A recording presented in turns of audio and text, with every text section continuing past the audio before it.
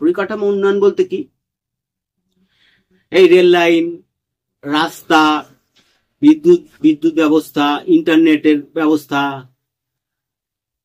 Bridge, call কারখানার ব্যবসা বাণিজ্য, যোগাযোগ ব্যবস্থা সহজ করা, স্কুল, কলেজ, হসপিটাল, এবং এগুলো হচ্ছে ফিজিক্যাল ইনফ্রাস্ট্রাকচার, একটা হয় হিউম্যান ইনফ্রাস্ট্রাকচার। তো যেগুলো কিনা একটা ক্যাপিটাল অ্যাসেট বিল্ড করে, মানে পরিকাঠামো উন্নয়ন হলে কি হবে, দীর্ঘমেয়াদে সেটার মানুষ লাভ পায় এবং আর্থিক প্রগতি উন্নতি ত্বরান্বিত করে।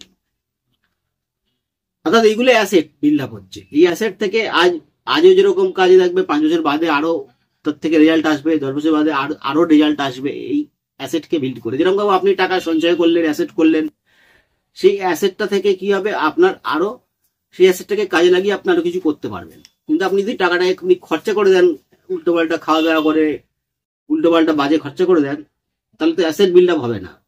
তা সেটা দিয়ে ভবিষ্যতে তার কোনো প্রয়োজনকে আপনি মেটাতেও পারবেন না। কিন্তু টাকাটা জমিয়ে এখন অ্যাসেট বিল্ড করলে সেটা দিয়ে ভবিষ্যতে পরিবারের কোনো প্রয়োজন মেটানো যাবে। ঠিক সেম জিনিসও এখানে।